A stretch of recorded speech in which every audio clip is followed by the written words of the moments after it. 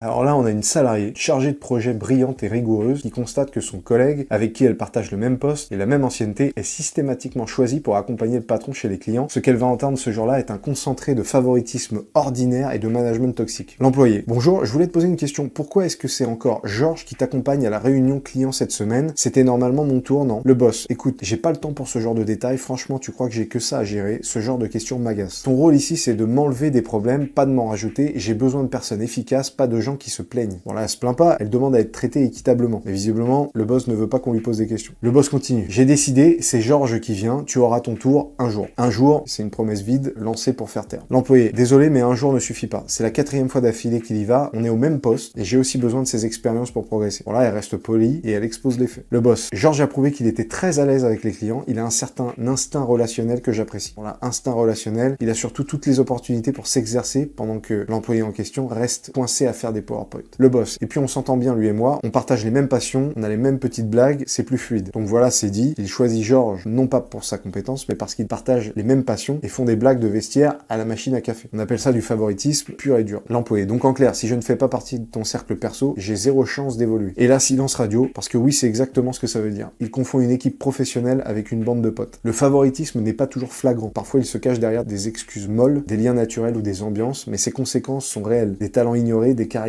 freinées et des injustices qui sapent la motivation.